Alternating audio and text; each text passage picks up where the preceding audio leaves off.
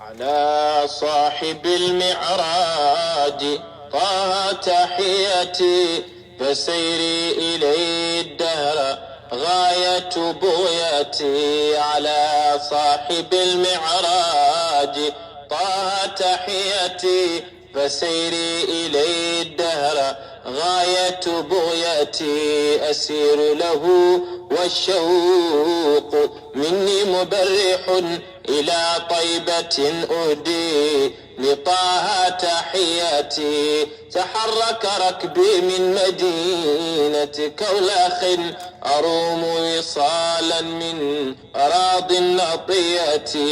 أطوف بالآفاق والحال إنني وقوفي بباب الهاشم القرمينية. بيوف لكونغو من دوالا ومقصدي قدومي لطه الهاشمي وهو منيتي. إلى خاتم الرسل الكرام محمد عليه من الرحمن أزكى تحياتي. عليه صلاة الله إن شاء الله سيد يوسف، إن شاء الله. طوى السبع طيا ثم ناجى بخشيتي بطيبة بالروض الشريف، وما حوت من الشيب والنسوان طرا وصبيتي. وليس نجاتنا بسلوك سوائها، ولو زخرف الآراء من كل فرياتي. رجائي رفع الدين والسنة التي تجاهلها الأقوام في كل قريتي. فهل تجمع الأيام قوم محمد على نهجه من دون شك ومرية. طاول ليلي عند كونغو فلم أنم حنينا إلى المأمون هادي البارية. رجعت وما جئت المدينة راغما، وطأطأت رأسي تحت أقصى قضياتي. مررت بأحباب كرام أماجد بلاغوس قد جاءوا بأبا عشيتي. جزاهم إلهي كل خير وجاءهم من الله مولى الخلق كل باقيتي. وبدد شمل المرجفين وجاءهم من الله مولى الخلق كل بقيتي. وبدد شمل المرجفين وجاءهم. To jama'a assalamu alaikum, rasulun aminin Allah ya taimaka mana ya biya mana bukatun mu duniya da lahira. To jama'a insha Allahu yau guntun program za mu yi ɗan zance da shehun mu Shak Nazifi Alkarmawi muke tare da shi insha Allahu. Yau da shi za mu yi program in Allah ya so ya yarda.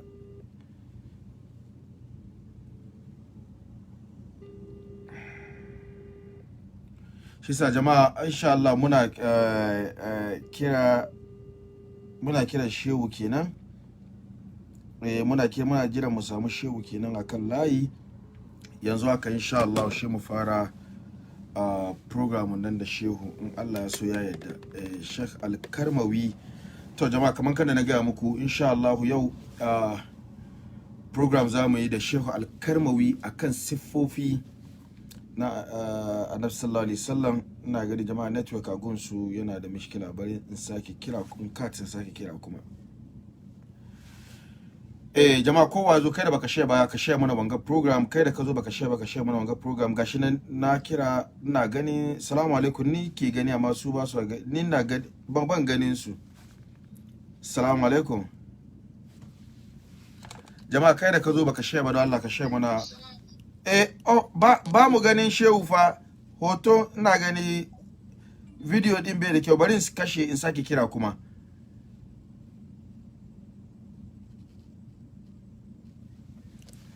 jama'a mu yi hakuri.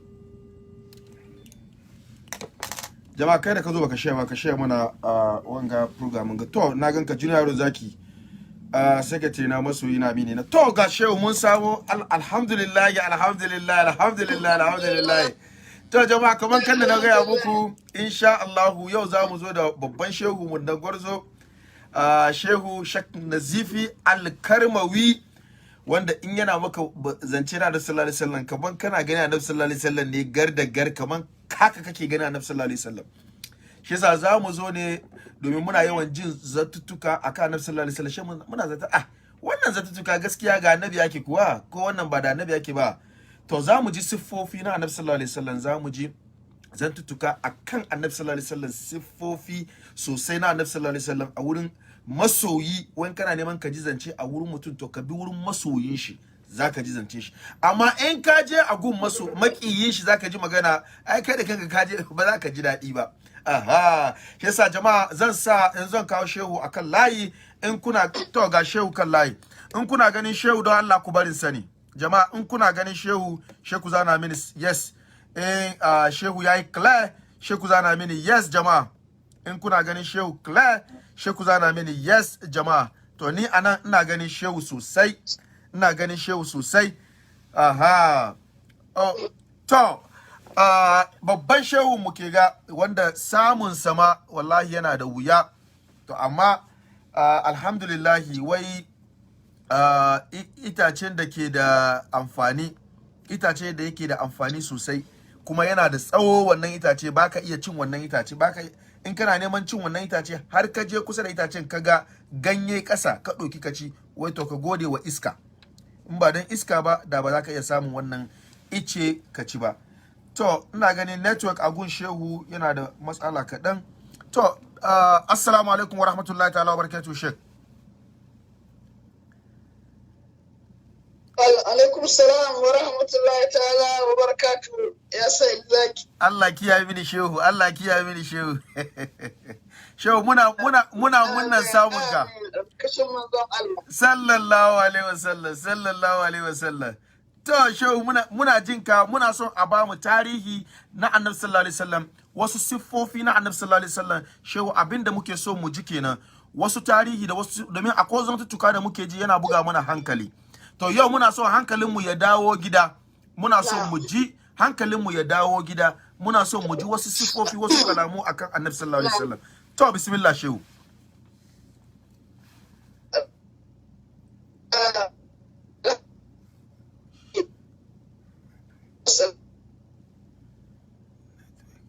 وصحبه أجمعين.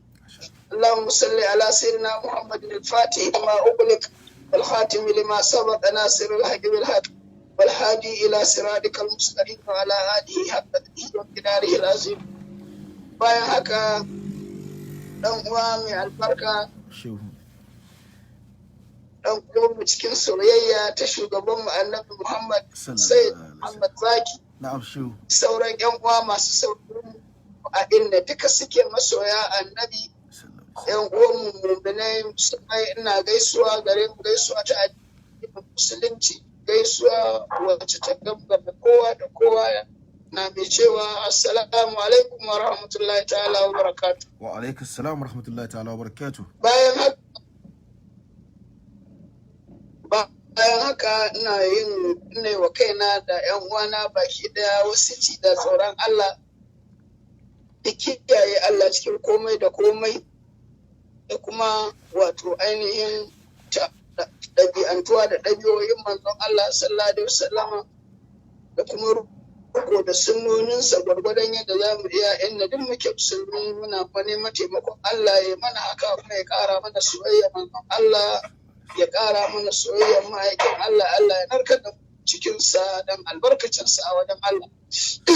Bayan haka magana ko bayani akan abin da ya shafi ma'aiki alaihi salatu wassalam abu ne mai faɗi, tare da cewa na ji ne dan uwa ya fi karkatar da magana akan sunan manzon Allah sallallahu alaihi wasallam. To annabi alaihi salatu wassalam wani babban bawa ne na Allah, wannan Allah bai da irinsa, shi ne mafi soyuwar bayi duka a gurin Allah, shine mafi kusanci da Allah, shine mafi samun yardar Allah, annabi Muhammad sallallahu alaihi wasallam. Don haka magana a kansa abu ne wanda yake mai faɗi, kamar yadda annabi alaihi lamarinsa da darajojinsa kamar kogi ne na teku. Wannan duk iya mai iyo ba zai iya kai ƙarshensa ba, ko ba zai iya ainihin nutse ya kai ƙurewarsa ba. Saboda haka magana akan ma'aiki sallallahu alaihi wasallama din mai yin ta kowane ɓangare daga cikin ɓangarorin darajojin manzon Allah ko sirarsa, mutum iya inda zai kai da yi a gefe yake halittar Allah, kaka babu mai iyawa sai Allah. Mun ji malam imamun Nabhani radiyallahu anhu yana magana akan cewa malamai masu huɗuba sun yi huɗuba iya huɗubar su, amma ba su faɗi komai ba a cikin ainihin daraja da ainihin martabobi na manzon Allah. Masu waƙa sun yi waƙa iya waƙoƙinsu sun yi sun ƙare, ba su iya faɗin komai ba a cikin ainihin darajoji na manzon Allah, ba su amci komai ba saboda girman lamarinsa da faɗin lamarinsa. Mulamu Shehu Shehu Ibrahim radiyallahu anhu yana magana yana cewa su bayan Allah, masoya manzon Allah, waliyan Allah sun ambaci manzon Allah, sun darajolinsa, sun faɗi darajojinsa, sun tarihinsa, har ma shehu yake cewa ga daksaru walakin nahum qad gadaru mutaradama. Sun yawaita magana da bayani a cikin kodin manzon Allah, amma sun bar kodin annabi dankan, bai ma san an shiga ba ma, bai ma san an muda ba yawan abin da yake ciki. Don haka duk mai bayani mai ainihin wani jawabi akan manzon Allah sallallahu alaihi wasallama na ambatan darajojinsa ko tarihinsa ko kuma ainihin martabobinsa, sai dai a faɗi abin da za a iya faɗa ɗan kaɗan, a bar wanda ba zai faɗi ba da yawa.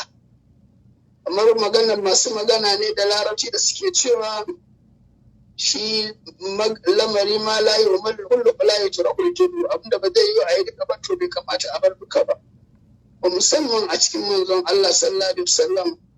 Saboda haka annabi Muhammad sallallahu alaihi wasallam shi ne girma a cikin bayan Allah, kuma shi ne wanda ainihin in muka ce za mu faɗi sifofinsa ko za mu faɗi ainihin ɗabi'o'insa ko za mu faɗi irin abubuwan da Allah ya mana martabobi, to wannan abubuwa ne da ba su da iyaka, ba za su ƙare, sai dai mu faɗi ɗan kaɗan.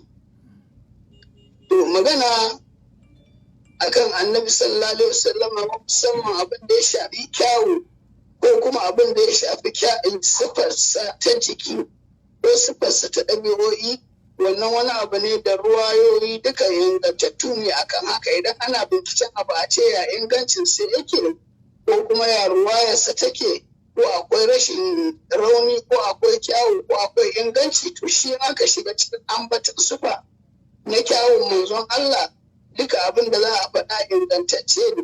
Ko an shiga cikin ambatan ɗabi'o'i da sifofi baɗiniya na manzon Allah na kyawu, waɗanda dukkaninsu ingantattu ne, domin babu wani abin da ruwaya ko mai wata ruwaya ya taƙaitar ko kuma ya dakatar.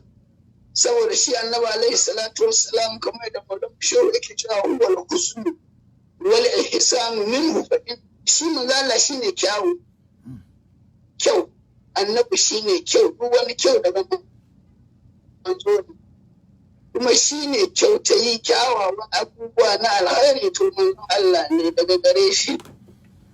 Kuma annabi alaihi salatu wassalam shehu ma yana gaya mana wa min husnihi nurul jinani tazayyanat wa min nurihi nurul buduri tafarra'a. Annabi Muhammad ne mataye na aljanna suka yi ado. Mun san ku matan aljanna a magana kyau da kuma ado to ƙarshe ne.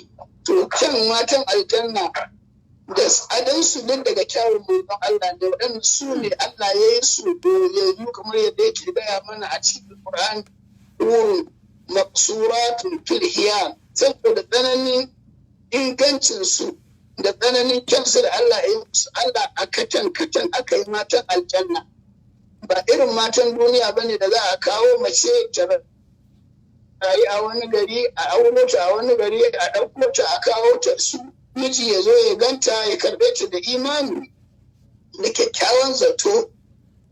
To su matan aljanna ba haka bane, babu maganar tunanin cewar ya suke ko kuma ya aka yi rayuwarsu ko da zargi ko da kyau ko da muni. Su kyawawa ne da Allah isu ba su taba ganin kowa ba sai mijin da Allah tabaraka ta'ala ya tanadar mu kuma Allah ya yi su a katan kamar yadda ka san ana zuwa da biskit ko kuma a ce maka wani abu na katan a kwali na katan. To shi na katan ɗin da muke musata na duniya na biskit za a ce ga wajen da aka sa ganga a bani.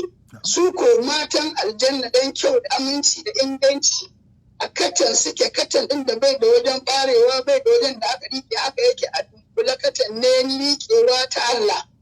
Haka ake gidda su sannan ƙudura ta buɗe a take su fito kuma fitowar da ba su da ido an gama halitta komai amma idanuwa babu, take za a tsaga idanuwa idanunsu tana buɗewa kai za su fara gani. Allahu akbar. Maqsuratun fil hiyan. Kaga ba zai yiwu ba a ce ka je aljanna an zaunar da kai a wata rumfa a je a kawo maka mata daga can ana taho da su. Sai ka fara tunani ko daga ina suke can yin na suka taho ba wasu mazan ko kuma a'a ko wani irin kyau ne da su ko kyau sun yi kama da wani katan kudurar Allah za ta sauke ma kudurar Allah ta bude maka suna fito da su kyawu ba irin nasu ido kuma ba su taba ganin kowa ba take za a dara ido kai za su fara gani ba zawara a aljanna ba ta taba ganin wani nan ba sai kai. To duk inda sun da wannan kyan daga kyan manzon Allah ne sallallahu alaihi wa sallam Allah ya san musu. Sannan wata shehu ya ce mana wata kuma da hasken da ya rassanta da shi duka daga hasken Allah ne. Saboda haka da Allah tabaraka wa ta'ala Allah aka ce kamar yadda muka sani Allah ya kyautata annabi Yusuf, Allah ya bashi kyawu, Allah ya kyautata masa sifa mai kyau. Har ma ya zamanto da sababin ganin kyansa ne mataye suka dinga yayyanke hannayensu balan ma ra'ayna huwa kamar mahuka da ana aliya kunna hasha lillahi ma haza bashara in haza illa malakun din ma suka ce karim wannan kyawunsa ya isa. Sai mata azizu misra ta ce lallazi tunani fi wannan kyakkyawan yaron saurayin shine kuka zarge ni cikinsa. To wannan kyan da Allah tabaraka wa ta'ala ya ba annabi su har ma mata suke dinga yayyake hannayensu yana jini ba su sani ba dan tsananin kallon kyan fuskar annabi Yusufa. To sai ka ce to wannan kyan an kashin kyan annabi sallallahu alaihi wasallama masu magana suna cewa an raba kyan annabi rabi an ba annabi Yusufa rabi. A'a ba haka ba ne. Ko da muka faɗa alfiya ba Yusuf udiya nisfal jamali bizan nisfi ibtatan nan nisa'i Muhammadu udiya kullul jamali. Udiya kullul jamali aminul ilahi abul hasana'i amintaccen Allah uban duk kyawu da duk kyawawa. To abin da aka yi nufi mutane su gane rabin da aka ba wa annabi Yusuf rabin kyan annabi ɗaya aka ɗauka a cikin kashin kyan annabi 1000 ko kuma a cikin kashin kyan annabi adadi miliyoyi barkatai da Allah shi ya sani aka ɗau ɗaya aka raba biyu. To rabin ɗayan nan a cikin biliyan ɗin nan shine aka ba annabi Yusuf. Allahu akbar. Na'am. Wannan rabin shine ya zama kyakkyawan duniya take zance. Duniya take magana ba kyakkyawa a zamaninsa irin su har mata har ma ana ɓoye shi saboda in yadda mata suna maza suna rigima a kan sansa. To a nan abin da mai tambaya zai tambaye ni annabi Muhammadu a cikin kashi biliyan irin nasa aka ɗauɗe aka kasa aka ba annabi Yusuf rabi nasa ɗan rabin nan ya fitini matan duniya da shi to ya ma'aikin Allah yana nan shi daga gare shi aka kawo shi kuma yana zaune cikin kowa da kowa bai fitini mata ba bai fitini kowa ba kuma kyan ana ganin sa ba irin nasa a halitta Allah bai taɓa yin mai kyau irinsa ba a nan sai a ce ya to shi ne an ma'aiki bai fitini masu kallo ba to shi annabi alaihi salatu wassalam saboda girmamawa da irin azzamawa da labbatawa da alar Allah take masa sai aka gama zallan zuriya ɗinkin sai aka zara tunar kyan sai ya zama zai zauna da maza zai zauna da mata ba mai tuka ba mai iwa sai ya bi shi ba wanda da ba wacce ake rirrikewa ga shi nan sun da babu kyau da tunar aka cire tasa saboda haka annabi sallallahu alaihi wasallam yan uwa shine wani halitta ne da Allah da ya irinsa ba kuma ya ba wa sifar kyansa ya ba wa ɗabi'o'insa kamala domin tafiyar da za mu yi a bayananmu za mu ba da misali da ɗabi'o'i za mu ba da misali sannan muna bayar da mutu'inmu shi ne sifar mazan Allah ta zai ta jiki in an ce kyawun ɗabi'o'i sifa ce ake ce mata jama'i akhlaq alhamida wato baɗiniya muhammadiyya sifar jikinsa kuma sura ce mai kyau sifa ce kyakkyawa wacce take zahiriya ta zahiri to Allah ya ba wa sifarsa ta zahiri kamala Allah ya ba sifarsa ta baɗini ta ɗabi'o'i abin da ake cewa kamala shine abin da yake ya samu baya ɓaci kullum taraki yake promotion yake a cikin kyau to wannan kamalar a halittar Allah na kyau ba wanda Allah ya ba wa kamala a cikin wato sifa ta jiki da kyawu sai manzon Allah. Dukkan mai kyau bai da kamala don dukkan mai kyau in ya ji ciwo ko ya ji rauni ko fuskarsa ta ɓaci ko ta karce.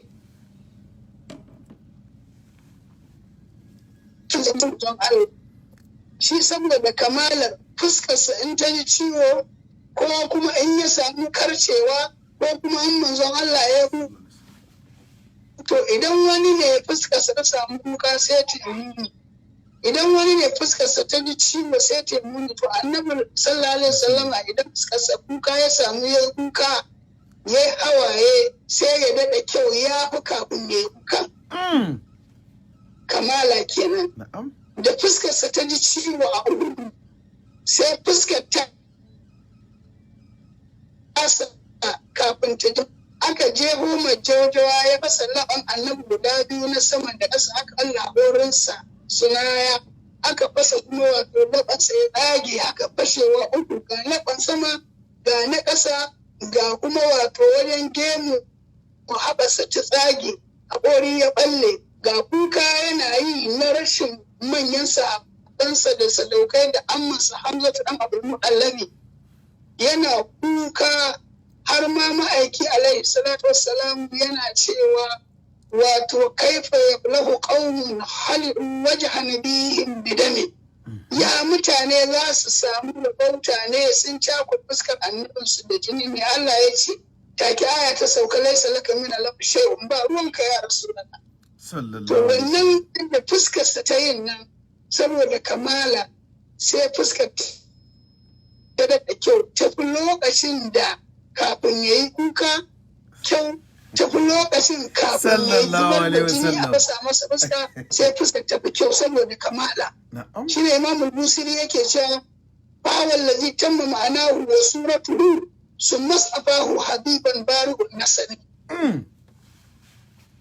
shi ne wannan kamala kenan al'insanul kamil idan ba manzon Allah bane duk wanda aka ji wa ciwo a fuskarsa sai ya yi muni to kamala kenan sai tarraki shi ne promotion shi ma akin tauraronsa kullum na ci gaba ne ba a taɓa samun demotion a zahirin manzon Allah ko a baɗininsa ba don haka duk ayin da annabi yake idan wani yanayi ya zo sai ya daɗa promotion shi sa sai da na Anas ya rawaito cewa a lokacin da wato ainihin a lokacin da aka ji wa magana ciwo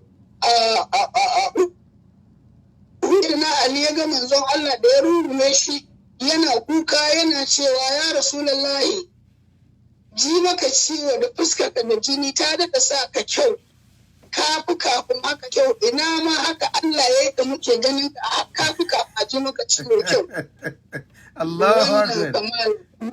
Kamala kenan Muhammadiyya ta sifatun zahiriya.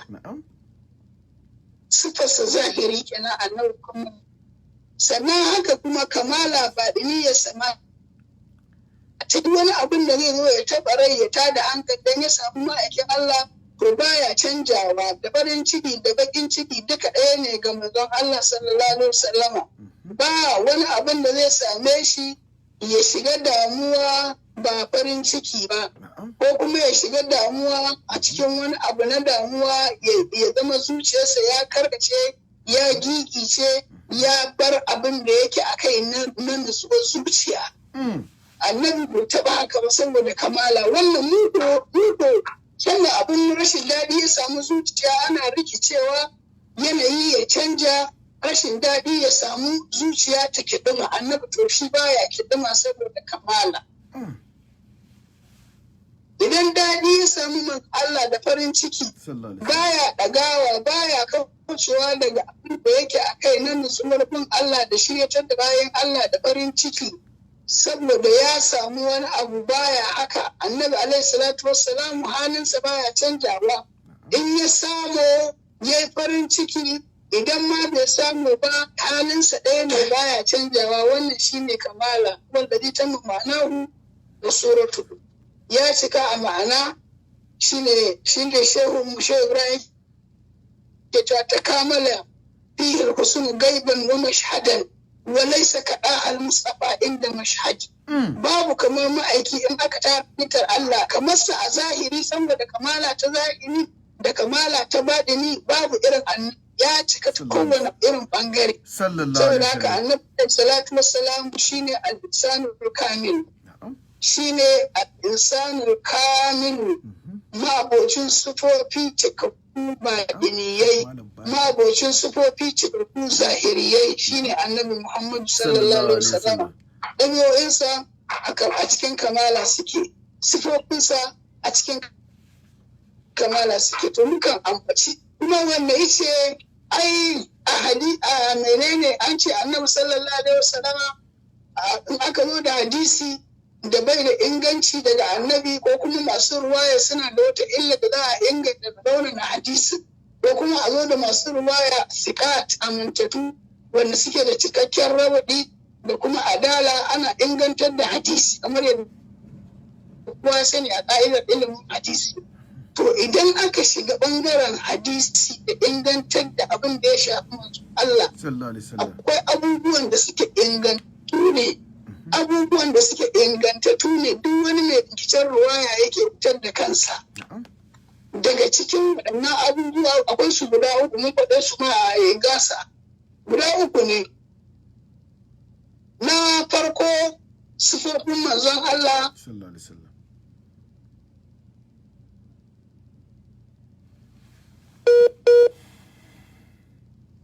ya ambaci sifar annabi ba kawo ruwaya ko hadisi ba ka faɗi kyau inda duk za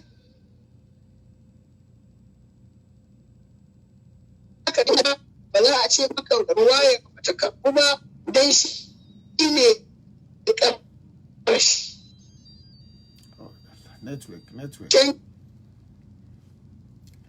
Network wurin shehu na jama'a insha Allah muna zuwa shehu na'am. Ba zai kai inda kyan annabi ya tike ba. Saboda haka idan muka ce sifofin annabi yanzu idan na zo na ce maka annabi Muhammadu kyakkyawa ne wanda kansa ya kai wani mai kyan da ya kai manzon Allah. Duk wani kyakkyawan ma da za a gani ce masa mai kyau to kyan nan da albarkacin kyan manzon Allah yake. manzon Allah kyakkyawa ne, mai kyan kai ne, mai kyan fuska, mai kyan kirji, mai kyan ciki, mai kyan kafa, mai kyan hannu, mai kyan gashi. Akwai wani mai hadisi da zai zo ya ce wannan hadisin ko wannan bayanin rarrauna ne.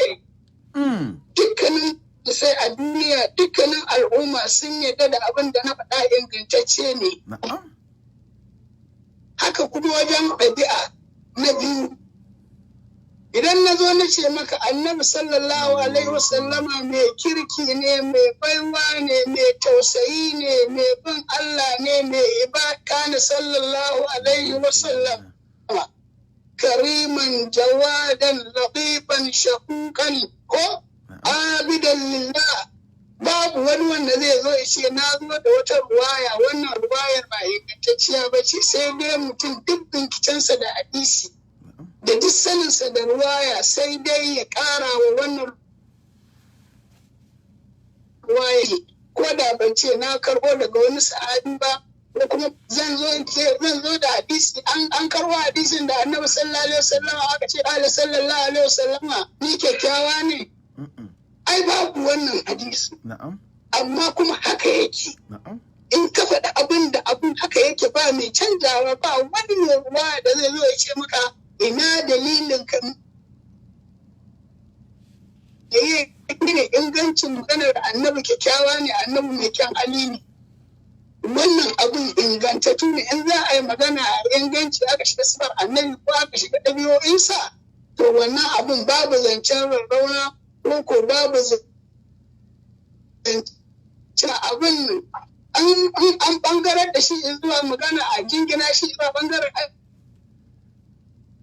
aikin hadisi ne ma kuma musalsalin mutawatir annabi Muhammadu ke sallallahu. Abu na uku shi ne wato abubuwan da manzala ya tabbatar, abin da aka gani kamar abubuwan da suke shafi tarihi, abin da aka yi a gabansa, kamar a ce an yi yakin Badar, an fita an buga an yi ranar Asabar, ranar 17 ga Ramadana, sannan kuma a ranar ne aka yi yaƙi, aka kashe manyan mugayen Qurayshawa da kafirai da maguzawa.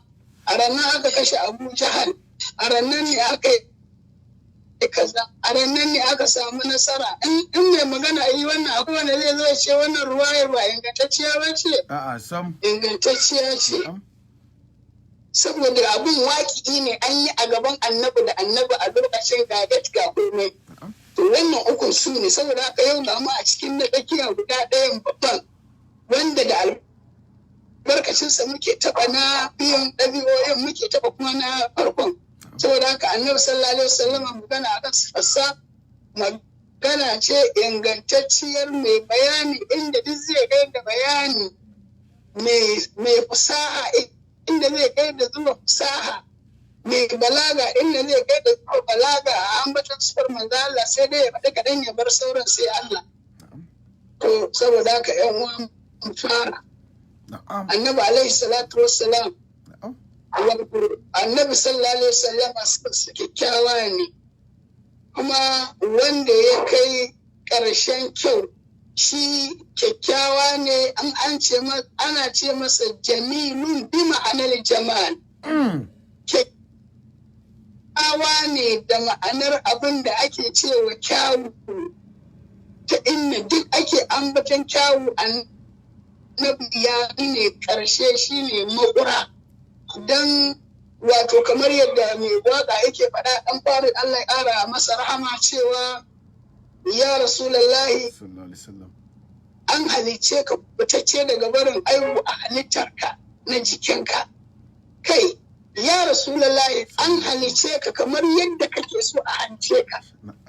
Yanzu ni da zaki da za a ce da munan halittar mu za a yi a sanar da mu, ya za ka gani, ya za ka a tsara ma zarkaɗe ɗan hanci, ya kake gani? Wallahi shehu zan gyara hanci na ne. Zan ka gyara da kyau. Ya bakin sai na sa an tsarin bakina da ba irinsa. Aka ne? To mun zo Allah shi yadda bi yake da alara Allah. Amma mai magana da ya gano sifar annabi ya narke ciki, yake cewa kulikta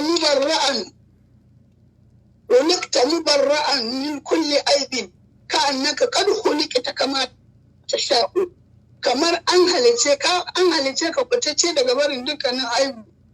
Dan za ka ga wani fuskarsa kyakkyawa ne amma yana da aibu, hancinsa ɗan guntu, ko kuma wani za ka gan shi mai kyau ne amma idanuwan ƙanƙana na ba kyau. To shi annabi ba haka ba ne. Kowanne mai kyau ne. Shi kama an halice ka ne kamar yadda kake so. Kai da Allah ka zauna, Allah yi min kaza, Allah hanci na haka nake so, Allah goshi na haka nake so. To shi ko da za a kaddara ta kadiri fasidi, manzon Allah da Allah suka zauna, Allah da baraka da Allah ya faɗi yadda yake so. To da manzon Allah ya faɗi yadda yake so na ƙarshen ƙurewar kyau sai Allah ya ƙara. Dan nan Allah ya haura na manzon Allah. Saboda haka Allah ya halice shi ne ƙudurarsa, Allah ya halice shi ne a bisa gundarin tsananin soyayyar Allah ga manzon. Sai yi shi kyakkyawa kai babu irin nasa. Makwalkwaɗar kan annabi da yadda Allah ya tsara kan manzon Allah ba ne, ba kuma ƙaton kai ba, kuma wanda yake da gashi a kansa, gashi mai kyau tsefaffe. Kuma kan manzon Allah ba irin kawunan mu bane da za ka ga kai yayi normal ya miƙe haka, a'a shi a tsakiyar gundarin kansa in ka fice goshi kana fara shiga cikin gashin. In ka shimfiɗa hannunka a kan in ka gashin ka ya ƙare, to wannan ne wajen farkon kai, to ka shiga kai da ɗan yatsunka, wannan tukullumar mun ake cewa tukulluma. To ta manzon Allah ta sha bamban da na kowa. Nan yana da wani ɗagawa da wani tudu na musamman da ya sha bamban akan ya ko ina ɗagawa da tudu. Sannan gashi kuma a kansa mai faɗin kan annabi da za a ɗora kofi da ruwa ko ƙwarya da ruwa zai tsaya ba tare da ya faɗi ba, saboda wajen ya yalwaci zai zauna, kuma wajen ba kwalbi ba ne ba kuma tudu ba ne da zai zubar da ruwa. In ka shige wajen tukulluman nan wajen ya yi daidai, ya yi kyau, ya yi faɗi, kuma ga gashi. Gashin kuma na annabi bai da tawaya a goshi, ko a ce gashi ya yi ciki a sila'u kenan, ko kuma a ce gashin annabi ya yi gaba ya ta wajen to kanu za ka samu wani gashinsa ya shige shi ba san koyayi ba, amma gashin ya fice goshinsa, shine malaman fiƙo suke ce masa a sila'u.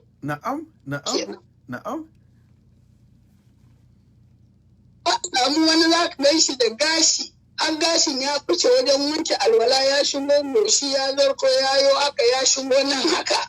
Wannan a ganmu kenan. To annabi ba a ganmu ba ne, ba a salau ba ne, kuma ba mai sango ba ne.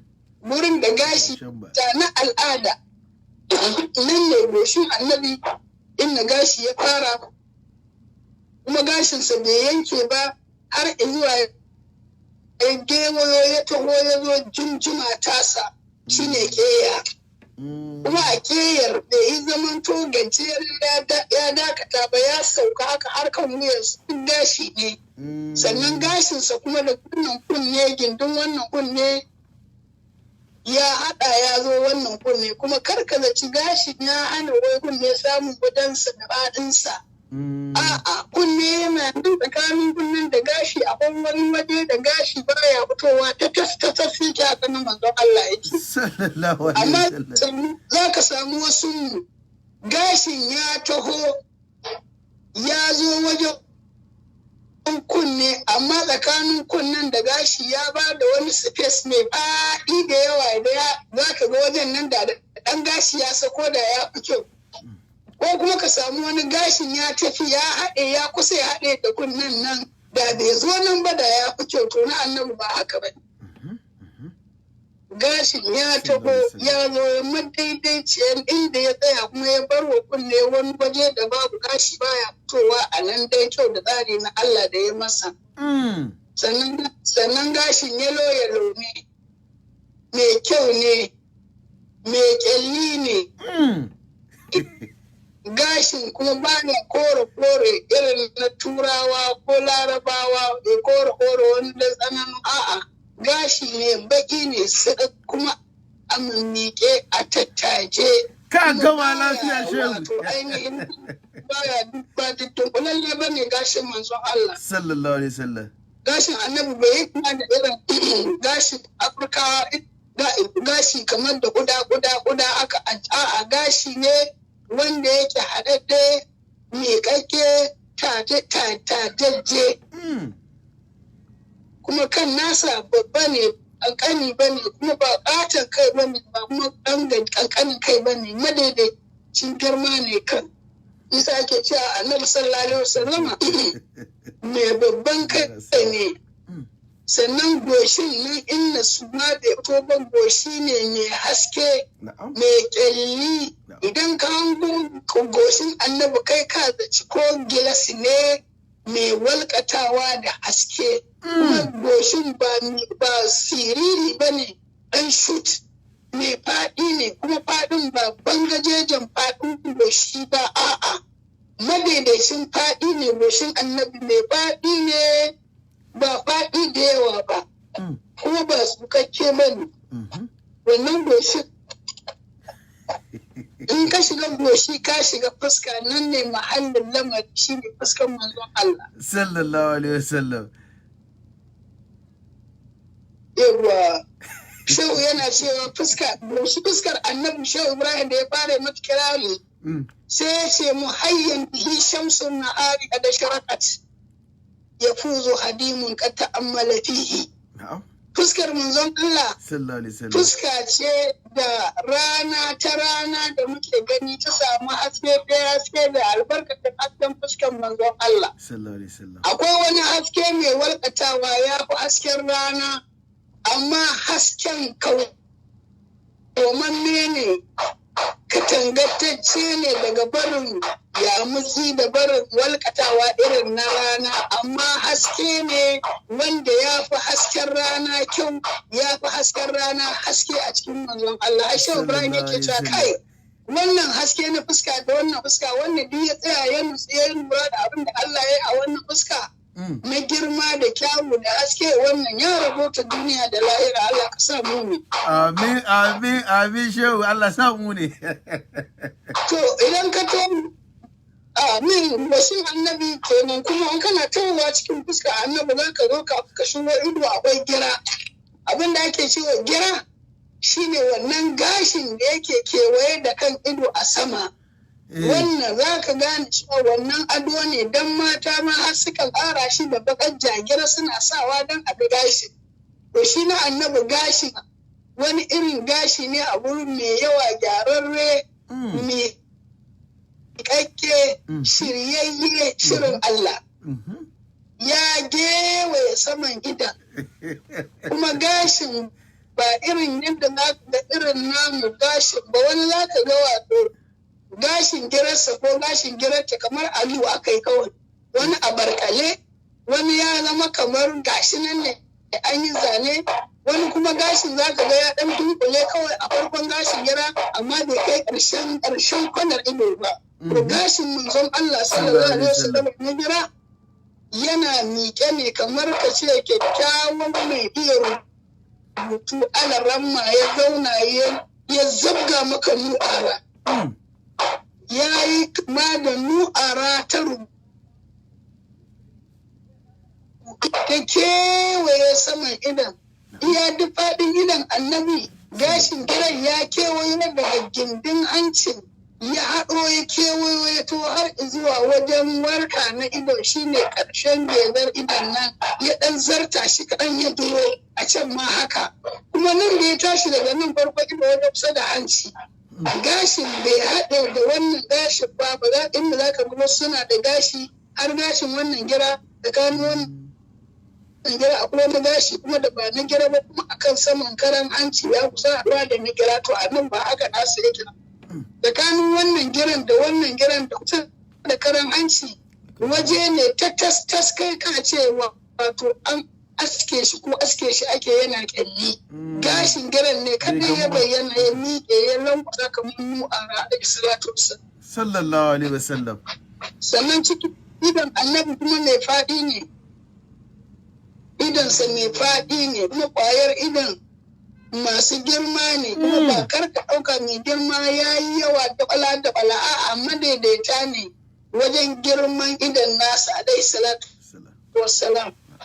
Sannan kaga in ka zo kafin ka shiga idon akwai gashin ido da ake cewa banda gashin gira ga wani gashi na a saman ido gashi nan wanda za ka shi a mingana ne wannan hawajin ake ana ce musu wannan gashin hawajin.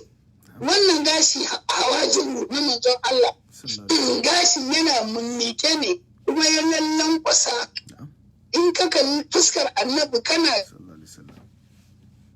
gashi nan ban kuma ya ɗago ya malkwasa daga kan gira a kasa wajen ido. Annabi shi ya fi kowa kyan wannan gashin shi ya fi kowa gashin a halittar Allah. Za mu yarda da cewa wannan wani kyau ne irin na Allah da yawa annabi muna ganin masu neman kyau a duniya suna yin koyi da wannan har ana yin gashi irin na ido na indiya sai a ɗaɗora a kan idon sai ka ga ido ya yi gashi ya yi kusa kuma idon ya yi kyau. To daga idon manzon Allah ake kwaikwayo. Sannan idon ciki bakin baki ne su duk farin fari ne su duk a cikin bakin akwai kore a ciki. A cikin farin kuma akwai madara ba bari fat ne akwai madara a cikin farin idon annabi. Sannan akwai jijiyoyi daga cikin farin idon. Akwai 'yan jajayen jijiyoyi da suka giggirma. Yan jajayen akwai abubuwan da suka bayar na ma'ana da Allah tabaraka wa ta'ala ya rubuta a cikin farin gashin na a cikin farin idon annabi sallallahu alaihi wasallam. Saboda ya inganta hatimin annabtarsa a ciki a wajen kafadarsa ta hagu rubuta sirfa inaka mansurun sirfa inaka din nan haka sirfa inaka mansurun haka yake a cikin farin idon annabi a samansa an rubuta naka a wancan na dama kenan ana maka mansurun aka rubuta a cikin jijiyar sirasiran Allah shi ya rubuta wannan ya kyautata farin da madara da wannan zanen cikiyoyin da cewa je ka tafi ya Rasulullahi kai abun baiwa taimako ne a duniya da lahira wannan shine a khatamin nubuwa ce wannan shine kuma a cikin farin idansa a rubuce na hagu da na dama amma idan annabi bakin idan wannan bakin idanun annabi kore a ciki a na farko na dama a cikinsa Allah ne ya rubuta Allahu a cikin idon annabi a cikin bakin da kore tsaki a cikin bakin idon annabi na dama akwai Allahu na'am a cikin bakin idon annabi na hagu koren tsakiya ne da'ira akwai Muhammadu a cikin sallallahu alaihi wasallam Muhammadu sallallahu alaihi wasallam idan kuma yana da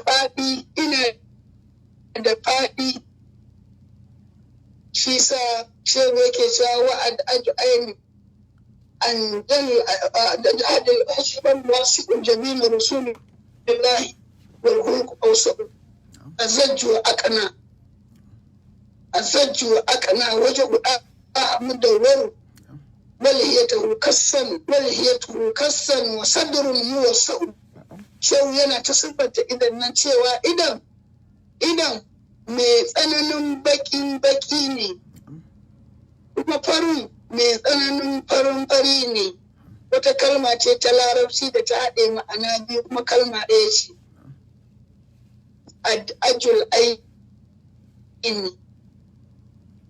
ajul aini mai bakin ido da kore ciki ajul aini mai tsananin farin ido da madara ciki haka idan annabi yake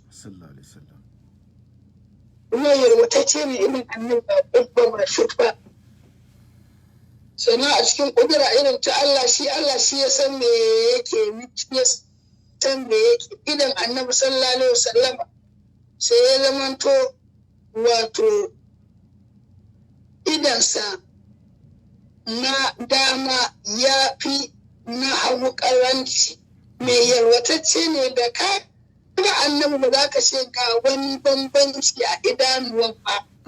Amma Allah ya yalwata dama kaɗan sama da na hagu kaɗan. Da siwa su zo kuma haiki da yake tajalli cikin jikunsa bayan Allah za ka ga wannan idan na daman ya ɗan fi yalwa kaɗan akan na hagu. Girma. Amma da za a ce maka ga annabi a gabanka ka sa ido ka duba ba za ka ga wannan ba sai da wani taimako na Allah. Amma Allah ya ɗan ɗaga ɗaya kaɗan da ya fi na hagun. Wannan wani tsari ne na irin kyau na Allah. Ko a cikin wannan idanuwan guda biyu da kyawun idanun da kai ta ɗaga nan sai Allah ya keto da ƙashin hanci. Dogon karan hanci da ya fito tun daga wajajen idanuwa guda biyu sai hancin ya ɗago daga nan. Dogon hanci mai kake mai tudu kuma wanda ya tafi har zuwa wato ainihin kan laban baka. Shi da kaji masu magana suna cewa annabi mai dogon hanci ne zarka ɗaiɗai har baka. Minta baka amma bai kai baki ba. Annabi alaihi salatu wassalam karan hancinsa ya taho ya zo wato kusa da leɓansa na baka na sama amma akwai space don bayan gashi na gashin baki kafin gashin baki na ya fara ya yawa a leɓen annabi na sama akwai wani ɗan space da babu gashi a nan tsakanin hudojin hancin annabi da gashin bakin annabi don haka ya taho a baka amma bai kai baka ba. Allah ya bar wani space a nan da ya daɗa kyautata shi ya fito da gashi kuma na baki mai kyau a gurin. Inda ka san mai gashin baki ya yi aski, gyara gashin baki daga kan labba a yi aski daga leɓe a nan da ɗan biri a nan sama kuma kaga an gyara gashin baki to haka Allah ya annabi gyararre ne shi nan gurin. Gashi ne cikakke amma nan dab da kafar hanci da kafar hanci zuwa gashin baki babu gashi a nan askake ne askin Allah. Kuma in ka kai ƙarshen baki za ka shiga baki akwai aski nan askake ne ba gashi za ka gan shi kamar yadda za ka ga daci da mai gemu mai gashi baki ya yi aski. Domin sa haka yake a aske amma saboda tsafta. Saboda koyarwa na sunnarsa haka kuma yake zama ya sa wanzami ya yi masa gyaran fuska a yi masa aski a gyara kuma da askin ana yin aski ne kan askin Allah ana gyaran baki kan gyaran baki Allah. Allah ya sufa bakin manzon Allah sallallahu alaihi wasallam. Sannan hancin nan karka da an ce dogo ko kuma ka ji an ce mai tudu ka ɗauka irin hancin wasu daga cikin larabawa hanci ne za ka gan shi kyakkyawa dogo ya zama ƙato ya zo ya liƙe wa leɓe ba space ka ga balarabe zai koda zai share hancinsa da hanci sai yana ɗaɗɗaga hanci to ba haka na annabi yake ba. Shi annabi bai matsa masa ya leɓe ba. Kuma karka ji an ce hancin annabi yana da tudu ka ɗauko irin buzayen Nijar ko kuma wasu daga Indiyawa masu dogon hancin nan da za ka ga hanci don tsananin tudu ai yayi wani doro. To annabi babu haka nasu ami. Yake straight babu doro babu tudun da ya lankwasa ya sama. Kuma ya fi duk wani na mai saman da kuma kyau. Allahu akbar. Hancin manzon Allah. Sallallahu alaihi wasallam. Sallallahu Allah ya ƙara annabi daraja. Amin shehu. Kuma bakin annabi bakinsa wato bakin annabi ga baki ɗayan bakinsa mai faɗi ne. Kuma karka da an ce faɗi kazacin ne wangame man baki ne. A'a madaidaicin buguwar baki da faɗin baki. Kuma ba mai tsutsun baki ba ne wanda ya shaƙe bakin ya zama ƙanƙani. Ba haka ba ne madaidaicin faɗin baki ne mai girman baki ne ma'ana madaidaicin baki. kuma leɓensa leɓe ne na namiji ingantaccen namiji abin so a wurin kowa abin so a wurin mata wannan kana a ganin wannan labban guda biyu yana nuna ma wani namiji ne bi ma'anar kalmar namiji shine leɓen sama ya fi na ƙasa kauri leɓen ƙasa babba ne amma bai kai girman leɓen sama ba haka leɓen manzon Allah sallallahu alaihi wasallam na'am wannan bakin ke idan mun shiga cikin bakin annabi harshen sa alaihi salatu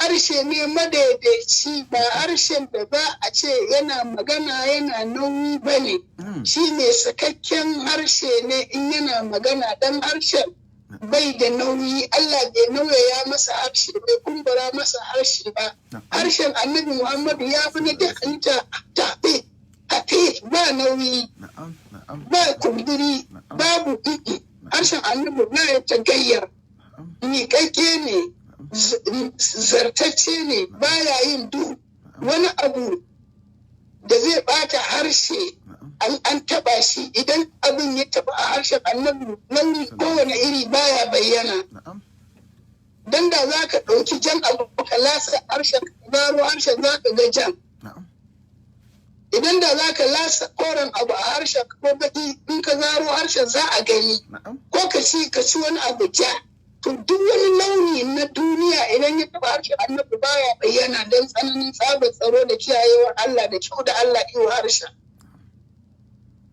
duk wani abu mai launi ya inganta idan harshen annabi ya taba shi to baya samun ainihin bayyanar launi da za a ce a samu bakin abu a bakin annabi ya kuskura da zai buɗe bakinsa ba a ganin launin abin a kan harshensa. Ya Rasulullah! Sallallahu alaihi wasallam. Sannan kuma shi annabi haƙoransa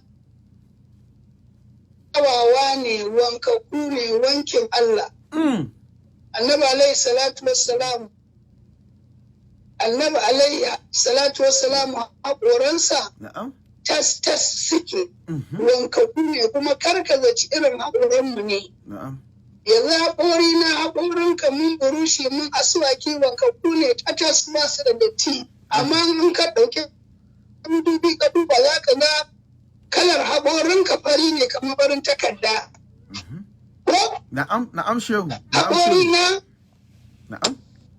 Haƙorina fari ne haka kamar na takarda cewa da bikin haƙora to na annan ba haka ba ne.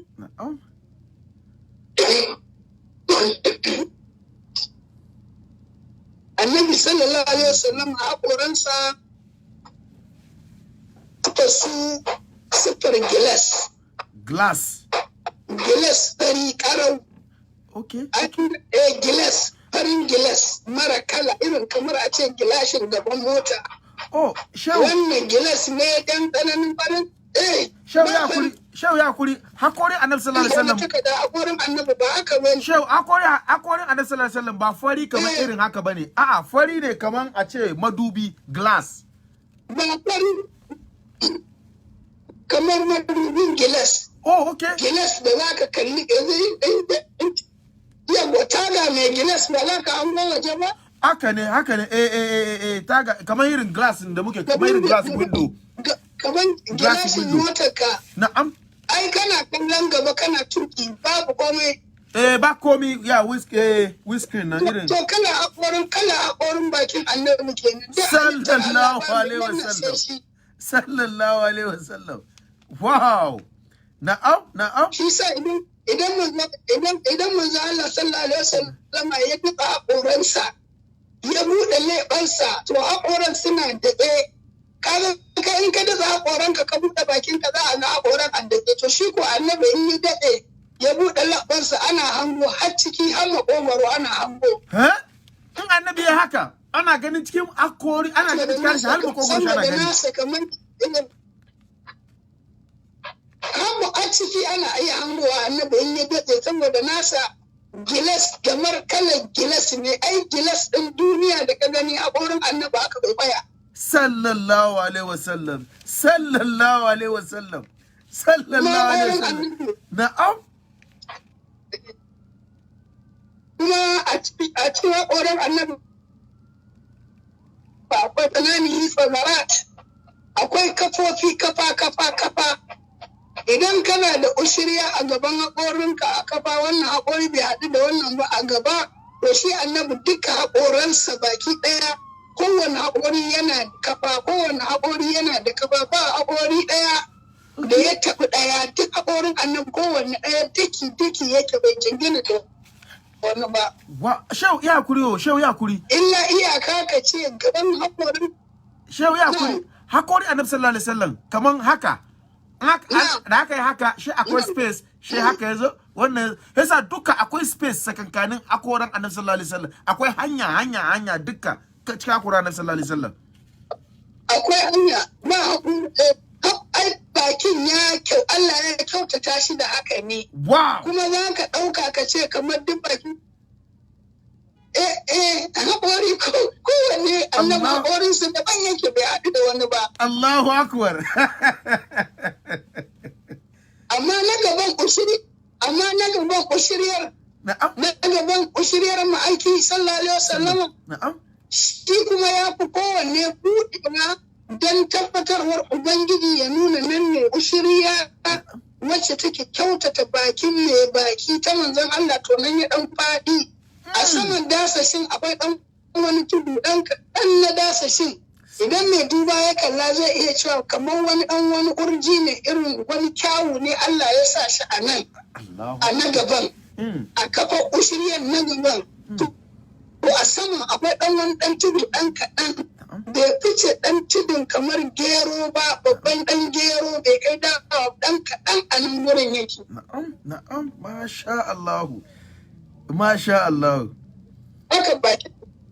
Kuma a ƙa'ida kamar yadda likitocin haƙori suka sani, kuma kowannen ya sani, jijiyoyin da suke rataye da haƙori suke taɓa da haƙori tun daga turmi har zuwa ƙarshe jijiya ɗaya ce, duk haƙorin da aka taɓa, duk haƙorin za su iya yin ciwo su kasa komai.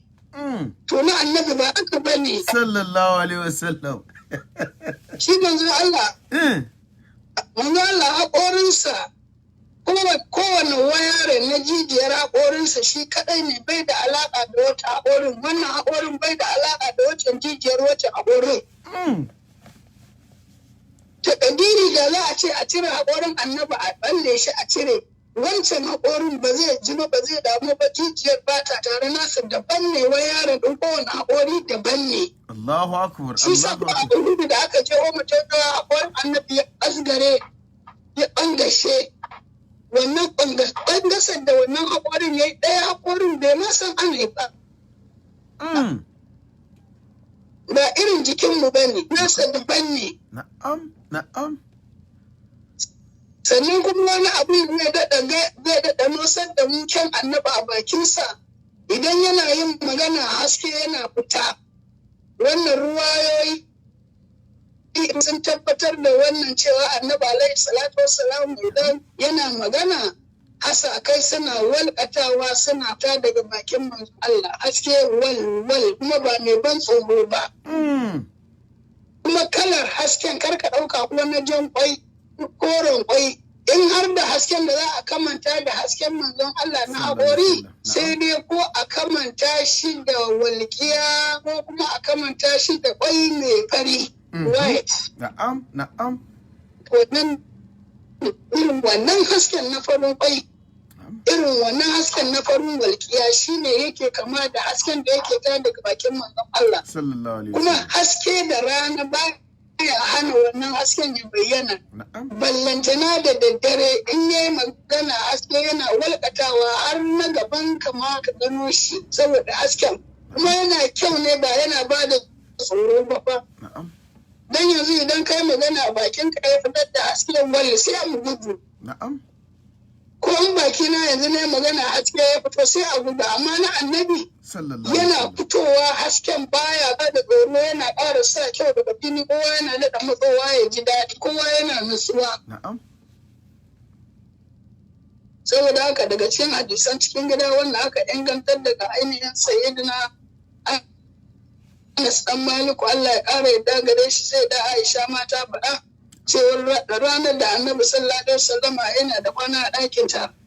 Kasan matan annabi da himma duka yayin da aka ce annabi yana da kwana ɗakin wanci. To wannan rana za ka ga wannan mata tana murna tana gyarawa ballanta na mafi suriyarsa ta ci sai da Aisha. Tana gyara ɗakin tana gyara komai. Ana shirin shigowar shugaba kowa so take in yi zo ɗakin ta ya ji daɗi ya samu hutawa a faranta masa. Wannan matan kirki daga matan ne haka suke koyi da matan manzon Allah. Sallallahu alaihi wasallam. Mutum yana da mata biyu ko kowace so take a ce ranar kwananta ta yi gyara ta shiri ta sa turare ta gyara ɗaki yayin da miji zai ji daɗi zai so ma kamar kai ya ba ɗakin nata. To shi ne Aisha Allah a sai da Aisha Siddiqa ya Siddiq Allah ya ƙara da gare ta. Amin. Amin shehu. Ran da ta zo Manzala zai shigo da Manzala zai shigo wajenta. Sai ta zo tana ta gyara ɗaki ta gama gyarawa komai tana jiran sai ya shigo kawai dare yayi aka sai Manzala kusan isha'i sai ya shigo. Sai can kuma tana ɗaki kafin ya shigo sai ta ga labulanta ƙasan labulan ya ɗan tsage sai ta maza ta ɗauko zare da al'adar ɗinkewa. Tana ɗinkewa sai allura ta zare sai ta faɗi. Kaga ɗakunan matan annabi ya shi ne rairayi ne. Ba wani siminti ba ko tayil ne irin ɗakunan mu a'a nasu rairayi ne. Saboda ba ruwansu da duniya. Allura ta faɗi ga shi da duhu sai da Aisha ta tsuguna tana lalubawa a hankali don ta ɗauko allura kan allura ta binne a yashi. Sai Manzala ya shigo yana shigowa sai ya ce ya Aisha me kike a nan? Kalmar ɗin nan da yi magana da yi da haske ya fito wal sai ta hango allura a can sai ta maza ta ɗauka. Allah allura ta ce ta faɗi. Da ka shigo kai magana sai na gano ga alluran na gani ya Rasulullah. Sallallahu alaihi wasallam. Idan wannan ruwaya da wannan hadisi ya nunar zuwa wani abu, to yana tabbatar mana da cewa bakin manzon Allah da haske idan ya yi magana. Wannan shi ne kuma bakin annabi sallallahu alaihi wasallama kullum kamshi yake yi.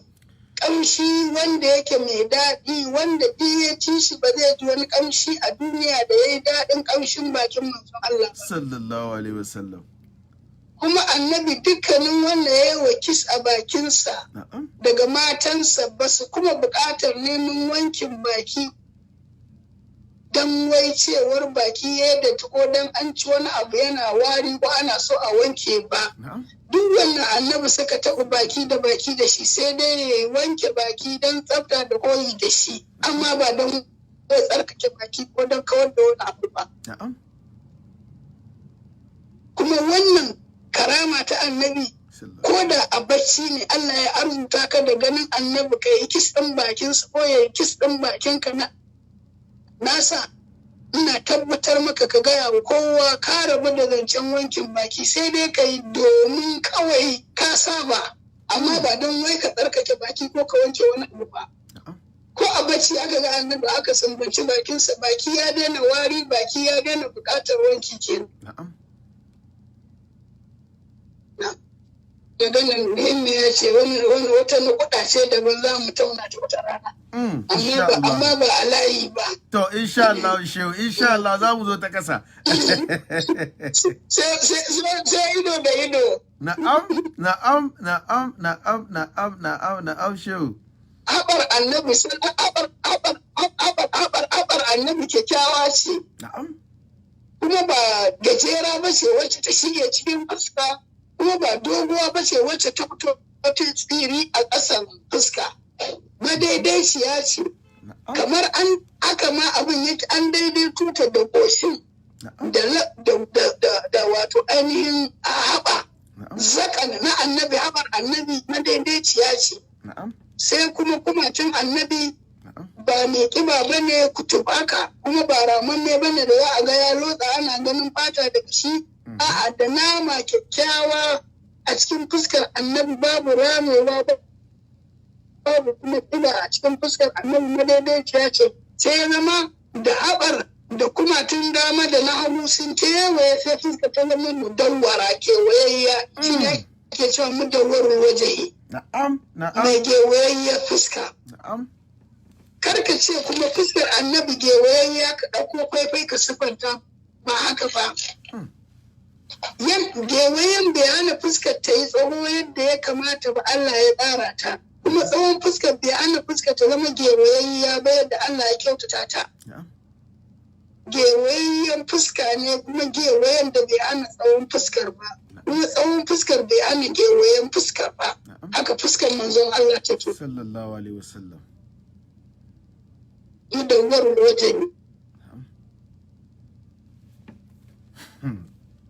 kuma gashin nan na kan manzon Allah idan annabi sallallahu alaihi wasallama ya yi sujjada idan ya baje yana lullaba kan annabi da kasar nan ne ake ganin wuyan annabi ta baya sai ka ga wuyan dum yana kyalli kai ka ce tagulla ce aka bude ta tana sheki tana kyalli haka wuyan annabi yake na'am kuma wuyan annabi bayi da kiba bayi da rama baya kuma ramewa ba wani bala'i ko wani abu da zai zo a ce annabi wuyansa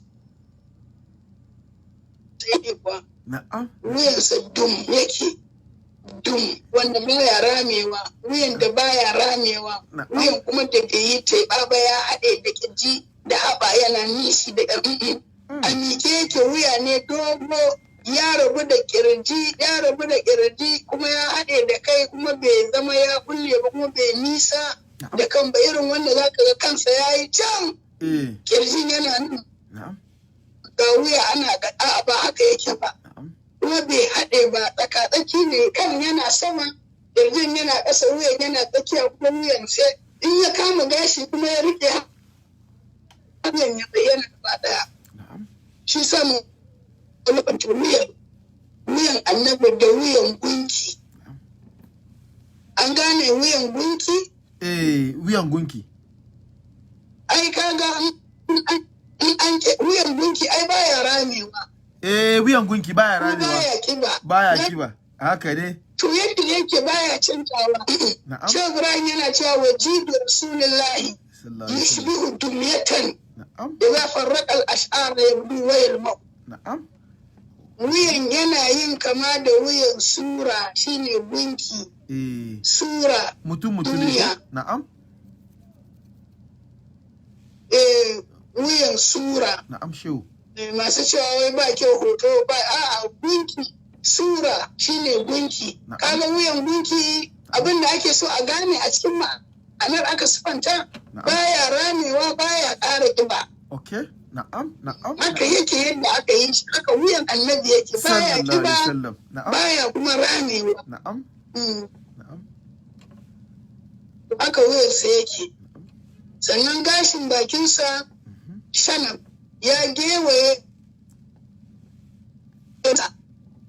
ya yi kwana ya shiga cikin wato gemunsa ta kafin aje wajen sajensa da manzon Allah za a cire sajensa a aske misali to da gashin bakin da gemun sun yi da'ira haƙuri saboda haka sajen nan nasa na nan da ya fito daga cikin kusa da kunnensa wajen gashin nan na da haɗe da gemunsa da sajensa na nan da ya fito daga nan na hagu ya zo ya haɗe da gemunsa lami ne guda biyu wannan gemun kuma da yake cikin bakinsa ya gewaye gashin bakinsa da gemunsa haƙuri ne lillahi shine sajen fuskar gemun manzon Allah sallallahu alaihi wasallam koman annabi ibadarsa lillahi ne mu'amalarsa da halitta lillahi ne rayuwarsa lillahi ne komawarsa ga Allah lillahi ne, Allah kuma shi ya masa wannan shaida kuma shi ya bashi ya ce na salati wa nuski wa mahayaya wa mamatiya lillahi. Koman annabi lillahi ne, shi sa sajansa da gemunsa sai ya rubuta lillahi.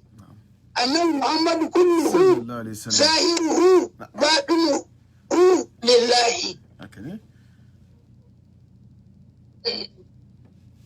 Wannan shi ne sifar annabi, saboda haka lokaci da zai babu mu kai har zuwa tafin ƙafa ba, sai dai a gurguje sai mu ce ga kafaɗu a gurguje da sauri a gurguje kafaɗin annabi ba irin kafaɗinmu ba ne, kafaɗinsa masu kusurwa ne.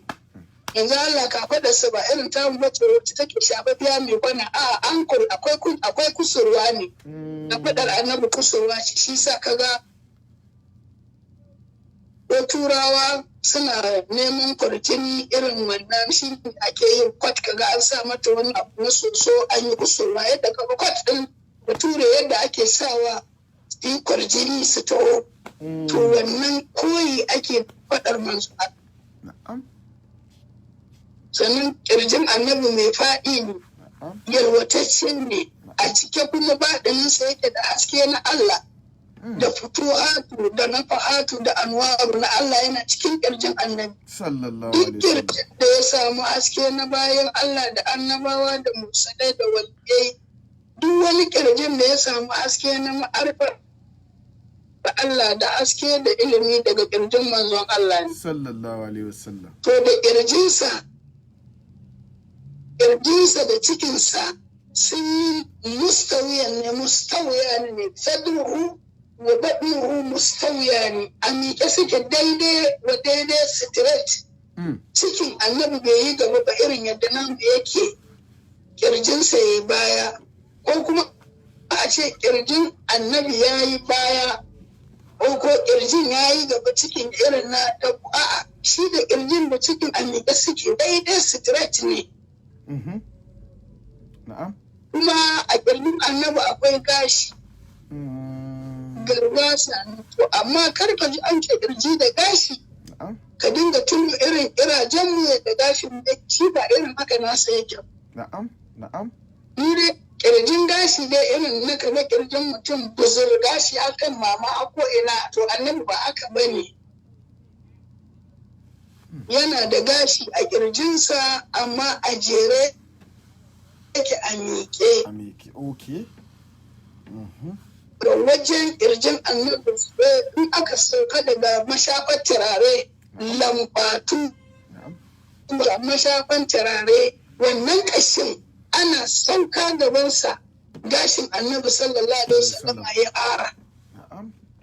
Haka ya fara a jere a miƙe.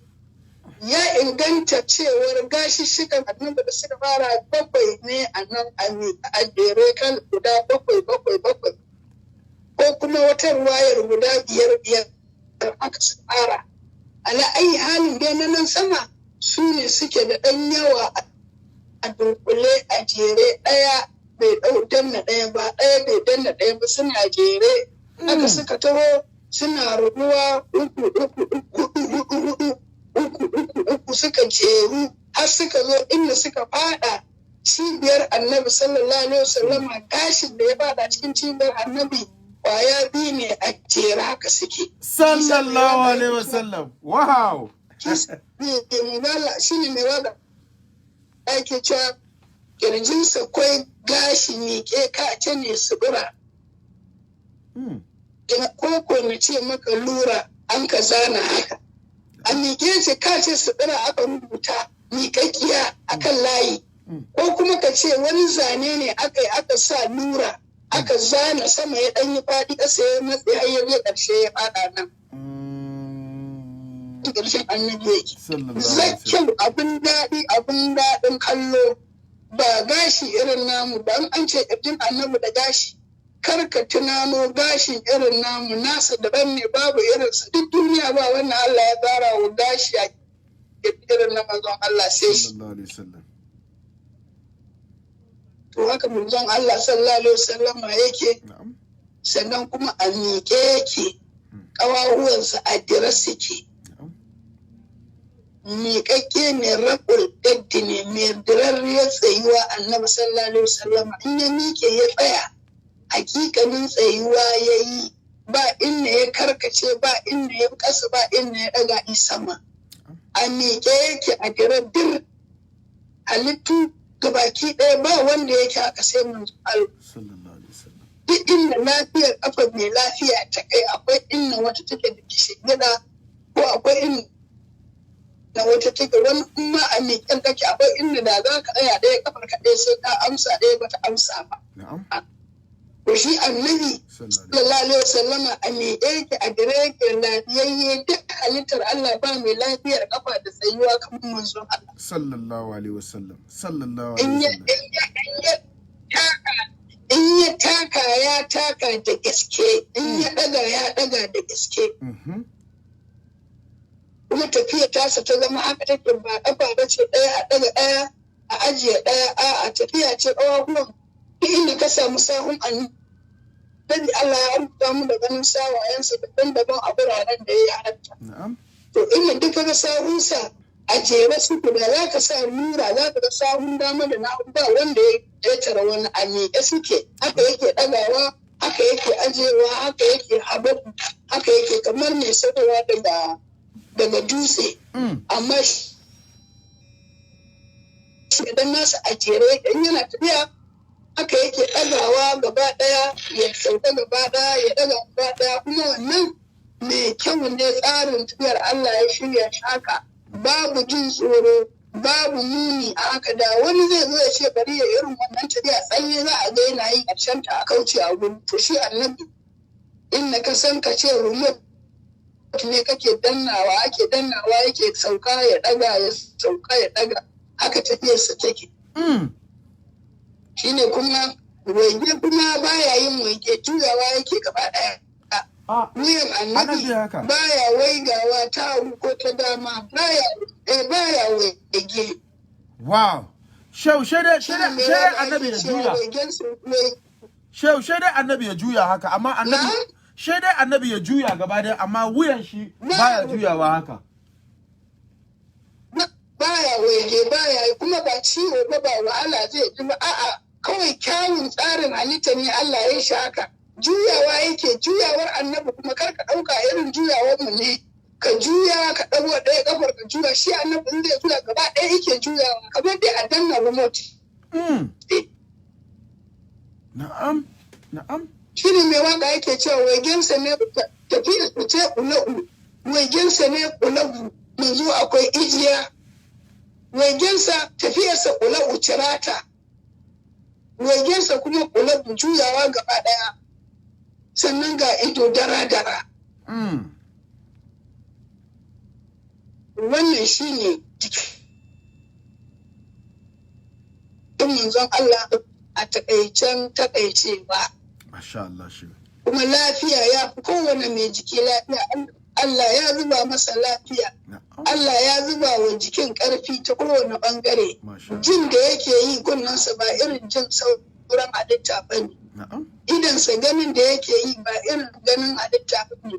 Allah ya ƙarfafi shaƙar annabi yana shaƙa wacce take daban irin yadda annabi yake ji. Kowa yana shaƙa Allah bai wani mai halitta ko da aka ce idan mage tana nan kyanwa yanzu tsakanin in aka yi girki aka sauya kifi ko kai wata miya mai ƙamshi mage daga wannan unguwar ana yi a can unguwar kamar kilo 5-10 sai ta ji kamshin ta tafi. To wannan daga kamshin magen daga irin kamshin jin annabi aka dan san mata ji.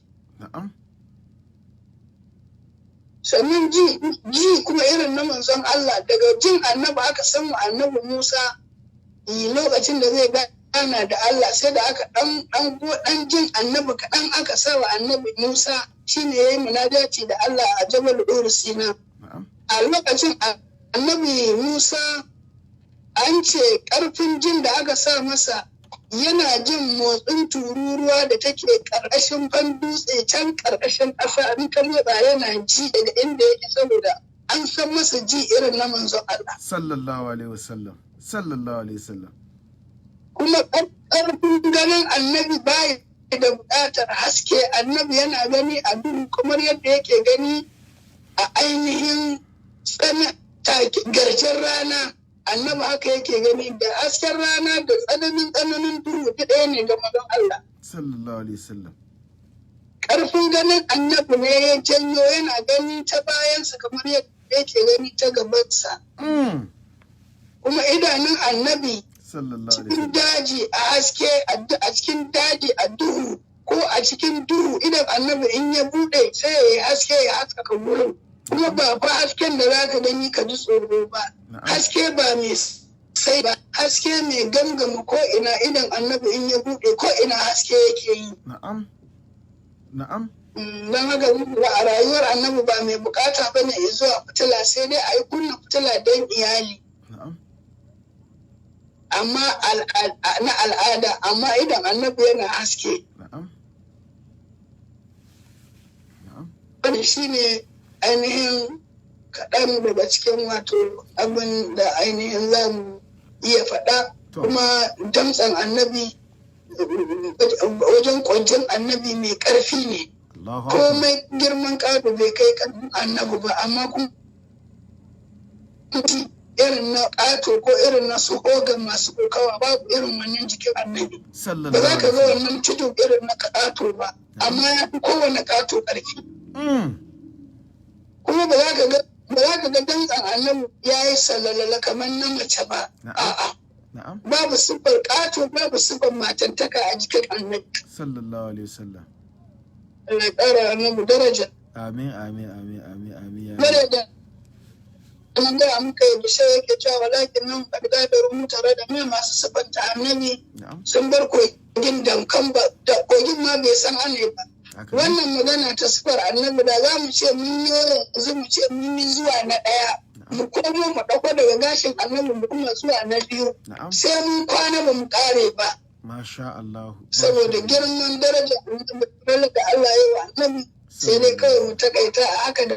To jama'a mun gode sosai. Jama'a she mu yi ma shehu godiya.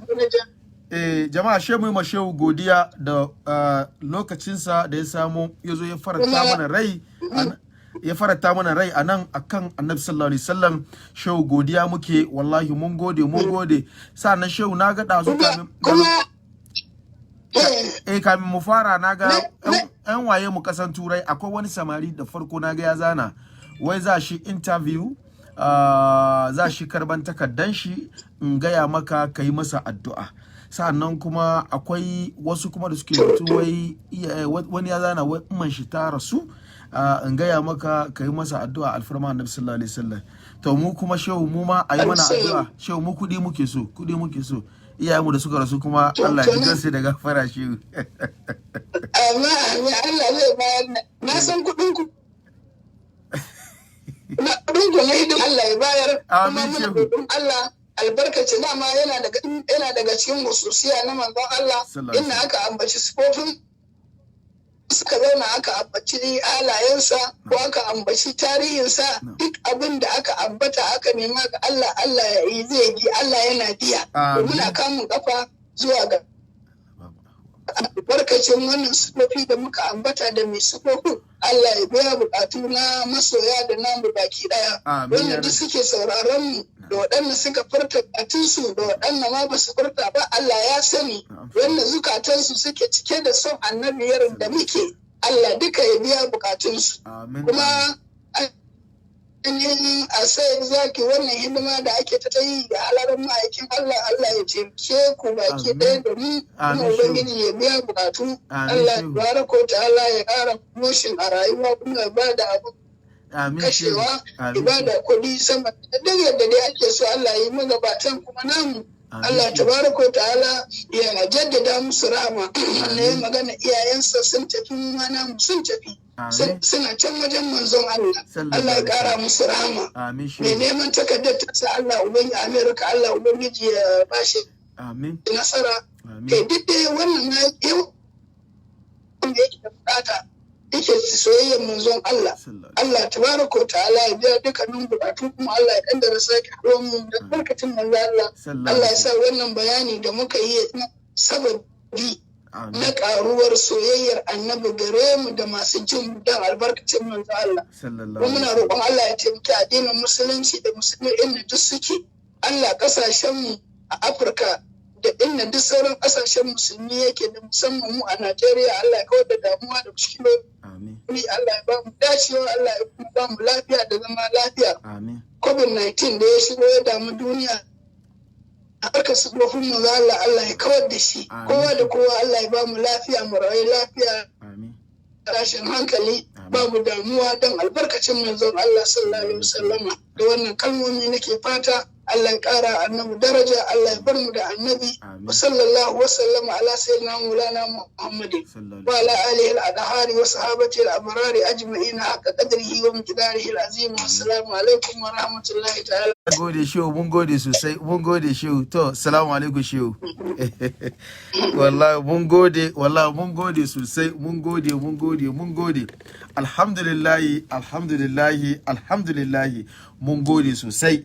Kan da muka samu manyan mu haka, alhamdulillah, haka kuma insha Allahu bi iznillahi ta'ala za mu samu maulanmu Sheikh Dahiru Bauchi shi ma yazo karanta mana siffofi na Annabi sallallahu alaihi wasallam insha Allahu haka za mu samu manyan mu haka su ta zuwa su da su ta sa mana shauki na Annabi sallallahu alaihi wasallam, su ta ƙara mana soyayya na Annabi sallallahu alaihi wasallam, haka muke so.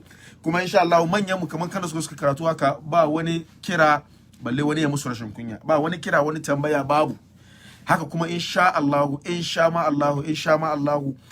shehun mu Sheikh Al-Karmawi Sheikh Al-Karmawi, Allah kiyaye mana shi, Allah kiyaye mana Sheikh Al-Karmawi. Wallahi kan da zo mana karatu ya ni nan ina zaune nan, wallahi zuciya na ina jin daɗi ne sosai, yasa insha Allahu manyan mu to alhamdulillah ga Sayyid Abubakar ma ya amsa insha Allah. Haka zamu samu Maulana Sheikh Dahiru Bauchi shi ma haka dai zo karantar mana siffofi na Annabi sallallahu alaihi wasallam tun daga kai har kasa. Haka muke so, ko mu samu manyan mallumman mu duk gaba daya insha Allah, manyan mallumman mu haka a ta ƙara mana ilimomi akan Annabi sallallahu alaihi wasallam insha Allah. Allah ya taimake mu, ya hada hankulan mu gaba daya, Allah ya sake mu, Allah ya biya mana bukatun mu dan alfarman Annabi sallallahu alaihi wasallam. Alfarman yau sifofi Annabi sallallahu alaihi wasallam da aka karanta mana yau gaba daya, to Allah ya sa bukatun mu na zuciya da na fili Allah ya biya mana gaba daya, bukatun mu na zuciya da na fili Allah ya biya mana gaba daya insha Allah. Mun yi shawara da Sayyid Abubakar, muna duba gobe shi malamin mu na Ghana malam Ways akan zance da yayi ake cewa wai ranar aihuwar manzo Allah, ranar maulidi da muke yi ta fi daren lailatul qadari, domin daren lailatul qadari mala'iku ke saukowa tare da mala'ika Jibril. Insha Allah muna duba gobe ranar Thursday za mu iya mu zo da shi insha Allah. Muna duba sannan na shehu na dan malamin mu dan jarida na gake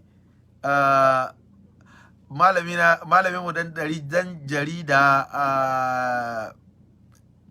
Malam Yusuf in kana nan don Allah ka inbox suna in aika maka rahotonsa insha Allah. Zana cewa gobe in dai yayi don Allah ka inbox suna ka zana mini ka bin sallama kan WhatsApp ko kan Messenger mu gani insha Allah. Ko za mu, domin mun shawara da Sadi Abubakar Sadi Garba, muna ganin cewa ko gobe mu sake dawowa da shi, domin wannan rana network bai permit ba.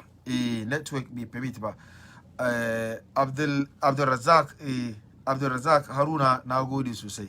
Yasa insha Allahu Allah ya kai mu gobe mu gani wannan tattaunawa, za mu yi tattaunawa sosai. Allah ƙara kiyaye mini kai, malami na Malam Alƙanawi, Sheikh Alƙanawi, muna maka sanda zuwa. Wannan shafi muna gode ma wannan shafi inji shafi ne na Maulana Sheikh Dahiru Bauchi. Ya nuna mana ba nawa bane, ba naka bane, nashi ne. nashi ne, kuma shafi ne na duk mahalittar musulmai gaba daya, saboda suna rasulun aminin. Ni kadai zaki bana gado annabi sallallahu alaihi wasallam, kai kadai ba, mu duka musulmai muke gado annabi sallallahu alaihi wasallam, sai kuma muna ba kowa dama, amma wannan shafi yana hannun maulanmu Sheikh Dair Bauchi, to Allah taimake mu, to tunda ya karbi mu kuma mun mika wuya, to jama'a ina gani mun ajiya nan, to assalamu alaikum.